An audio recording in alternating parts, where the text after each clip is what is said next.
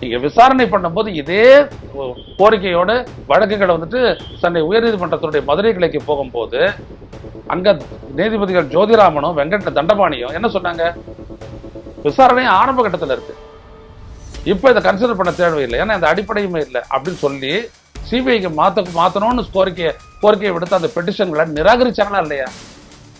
இந்த இந்த இந்த சென்னை உயர்நீதிமன்றத்தினுடைய மதுரை கோட்ட நீதிபதிகளுக்கு இருந்த அந்த அரசியல், அந்த அரசமைப்பு, அந்த சட்ட வியாக்கியான அறிவு உங்களுக்கு இல்லையா மிஸ்டர் மகேஸ்வரி? ஒரே நீதிபதியினுடைய 2 மாறுபட்ட தீர்ப்பு எப்படி இருக்குது பாருங்க. தமிழக முதலமைச்சர் ஸ்டாலின் அவர்களே, தயவு செய்து இதனை உச்சநீதிமன்றத்தில் மேல்முறையீடு செய்யுங்கள். இதுல சம்பந்தப்பட்ட ஒரு நடிகன் இதுல பண்ண திருட்டுத்தனம் என்ன அப்படின்னம்னா, இவங்க ஷூட்டிங் பண்றதுக்காக பண்ண ஏற்பாடு, அந்த குற்றச்செயல் வெளியில வரணும், அதற்கான குற்றவாளிகள் தண்டிக்கப்படணும், அவ்வளவுதான் இங்க வேணும்.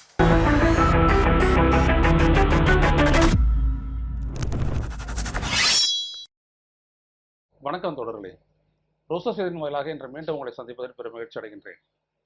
கடந்த திங்கட்கிழமை கரூரில் ஏற்பட்ட நெரிசல் மரணங்கள் பற்றிய வழக்கை தமிழ்நாடு காவல்துறையிடமிருந்து பிடுங்கி சிபிஐயிடம் ஒப்படைத்த உச்சநீதிமன்றத்தின் நீதிபதி மகேஸ்வரி தலைமையிலான அமர்வு நேற்று ஒரு தீர்ப்பை கொடுத்திருக்கிறது. அது என்ன சொல்கின்றது என்றால், மாநில காவல்துறை விசாரித்து வரும் வழக்குகள் அனைத்தையும் சந்தேகத்தின் அடிப்படையிலோ இல்ல மற்ற காரணங்களினாலோ, சாதாரண காரணங்களினாலோ சிபிஐக்கு மாற்றக்கூடாது.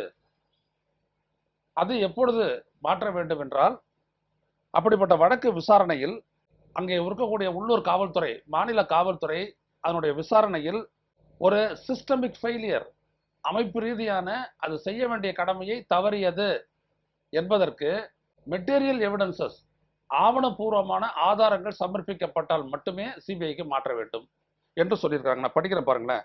Such a compelling circumstances may typically arise when the material brought in notice of the court prima facie pointed towards systemic failure, the involvement of high-ranking state officials or politically influenced person.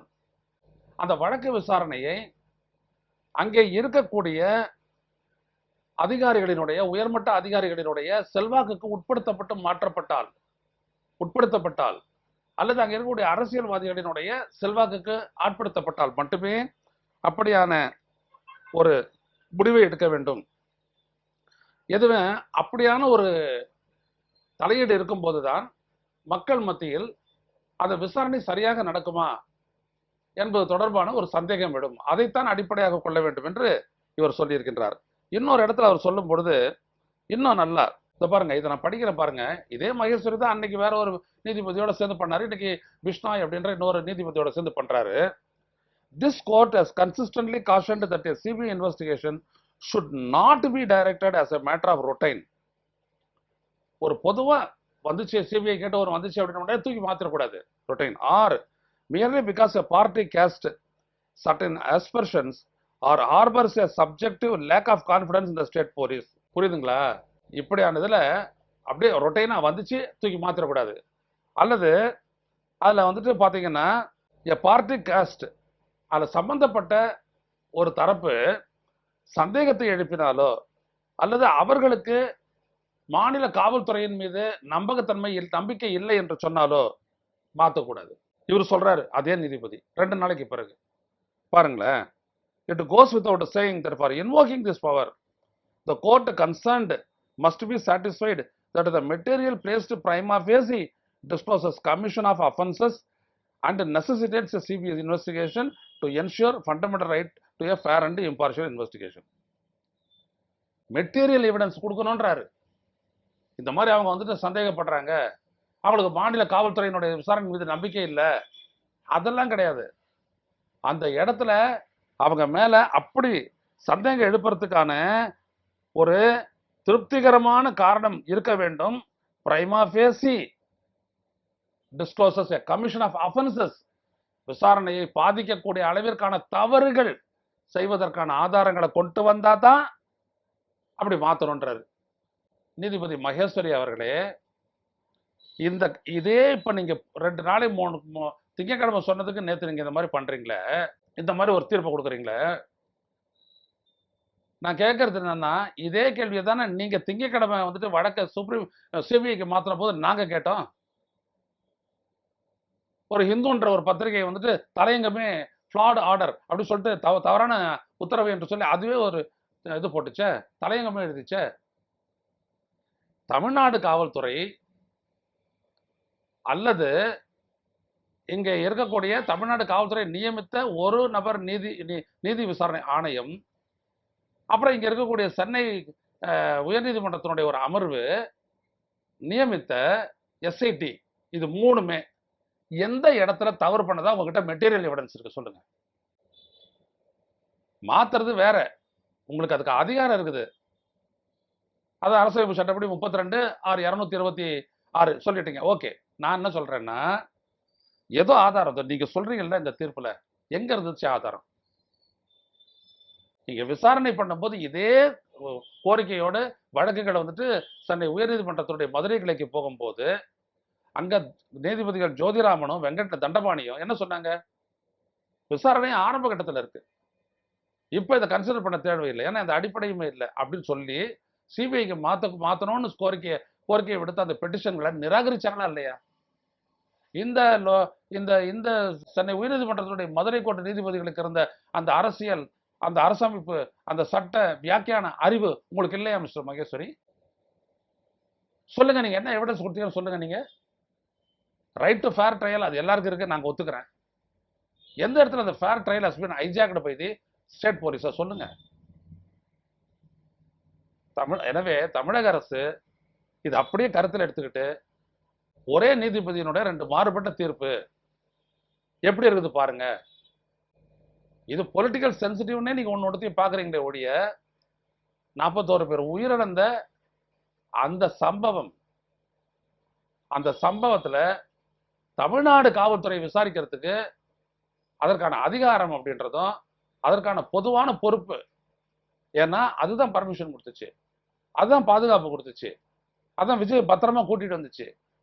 அப்ப அதெல்லாம் அது என்ன ஒரு servant, அது வேலைக்கார force, அது தமிழ்நாடு போலீஸ்ன்றது. அது IPS இல்லையா, அது எஸ்பிஎஸ் இல்லையா, டிஎஸ்பிஎஸ் இல்லையா, ஐஜிஎஸ் இல்லையா, டிஜிபிஎஸ் இல்லையா? எப்படி நீங்க பிடிங்கி கொடுக்குறீங்க? விளக்கணும். எனவே இவங்க விளக்க மாட்டாங்க. உச்சநீதிமன்றம் சொன்னா டாப் கோர்ட், அப்பீல் கோர்ட், இந்த கதையெல்லாம் வேணாம். தமிழக அரசு உடனடியா உச்சநீதிமன்றத்தினுடைய தலைமை நீதிபதிக்கு முறையீடு செய்யணும். ஒரே வாரத்திற்குள் நீதிபதி மகேஸ்வரி வெளியிட்ட 2 உத்தரவுகளில் மிகப்பெரிய முரண் உள்ளது, கான்ட்ராடிக்ஷன் உள்ளது. எதையெல்லாம் அவர் உத்தரப்பிரதேசத்துல அந்த மாநில காவல்துறை விசாரித்த உத்தரப்பிரதேச மாநிலத்தினுடைய சட்டப்பேரவை நிர்வாகத்துக்கு ஆட்கள் எடுத்ததில் முறைகேடு நடந்திருக்கிறது என்கின்ற விசாரணையை நடத்துவது அம்மாநில காவல்துறை நடத்துவது கூடாது அப்படின்னு சொல்லி வந்த வழக்கில் இந்திய உச்ச நீதிமன்றம் நீதிபதி மகேஸ்வரி பிஷ்னாய் அமர்வு என்ன தீர்ப்பளிச்சிருக்குன்னு உத்தரவு போடுதுன்னு பாருங்க. அதே தமிழ்நாடு கரூர் சம்பவம் தொடர்பாக என்ன உத்தரவு போட்டுருக்குன்னு பாருங்க. இது ரெண்டுத்துலயும் ஒரே மாதிரியான சட்ட பார்வை இருக்குதான்றத பாருங்க. சட்ட பார்வை இருக்கா இல்ல அரசியல் ரீதியா கெட்ட பார்வை இருக்குதான்றத பாருங்க. எவ்வளவு மோசடி இது! இது மோசடி தான். நான் உயரத்துல இருக்கிறேன், நான் பிறப்பிச்சதுதான் உத்தரவு அப்படின்ட்டு ஒரு ராஜா காலத்து சென்டிமெண்ட் தான் இது. என்ன பண்ண முடியும் உங்களால அப்படின்ட்டு. அப்ப அது நீதி கிடையாது. It is not dispensation of justice. It should have to be altered. அது எல்லாம் அது போட்டுட்டாச்சு, பரவாயில்ல பாத்துக்கலாம், வரட்டும், அந்த கதையெல்லாம் சொல்லக்கூடாது. எனவே உச்சநீதிமன்றத்தினுடைய தலைமை நீதிபதி கிட்ட இதை எடுத்துட்டு போனோம். இது எந்த சென்சிட்டிவ் போடலாங்க, அதெல்லாம் ஒண்ணும் கிடையாதுங்க. எதுவுமே சென்சிட்டிவ் எல்லாம் கிடையாது. இதுல சம்பந்தப்பட்டவன் ஒரு நடிகன். அங்க இருக்கிற பெரிய குற்றச்சாட்டு என்னன்னா, ஒரு ஷூட்டிங் பண்றதுக்காக அவங்க இந்த மாதிரி ஏற்பாடு பண்ணி அவங்களும் ஆட்களை எடுத்தாந்து இறக்கி இருக்கிறாங்க. இறக்கி அந்த இடத்துக்கும் தாங்க முடியாத அளவுக்கு கூட்டம் சேர்ந்ததுனால அப்ப இந்த நேரத்தில் இவங்க பஸ்ஸை விடுறாங்க. அப்ப மக்கள் பின்னுக்கு தள்ளப்படுகிறார்கள். அதனால் ஏற்பட்ட நெரிசல், மரணங்கள் கிளீனா தெரியுது. It is an act of disobedience by the police. IBC section படி இல்லாட்டி பாரத் நியாய சம்ஹிதா அதனுடைய 125 படி இவங்க குற்றம் அளித்தவர்கள். கல்பபுல் ஹோமிசைடுன்னு போட்டது இல்ல, கொலை நோக்கப்பட்ட கொலை செயல். அப்ப இதை தமிழ்நாடு காவல்துறை தான் விசாரிக்கணும். அப்படி விசாரிக்கிறது தான் அரசமைப்பு ரீதியான சரியான சட்ட அணுகுமுறையா இருக்க முடியும். எனவே தமிழ்நாடு காவல்துறை, தமிழக அரசு உடனடியாக இந்த 2 தீர்ப்பையும் ஒப்பிட்டு நேரடியாக கொண்டு போகணும் உச்சநீதிமன்ற தலைமை நீதிபதியினுடைய பெஞ்சுக்கு. நீங்க முதல்ல இது சொல்லுங்க. ஏன்னா தமிழக அரசுக்கு பின்னடைவு. உடனே ஒரு நீதி வெல்லும். யாரு? விஜய். எதுக்கு இது? எதுக்கு சிபிஐ? அதே ஐஏஎஸ், அதே ஐபிஎஸ். இங்க எந்த இடத்துல இவங்க தமிழக அரசு இதுல வருது சொல்லுங்க? தமிழக காவல்துறை வருது.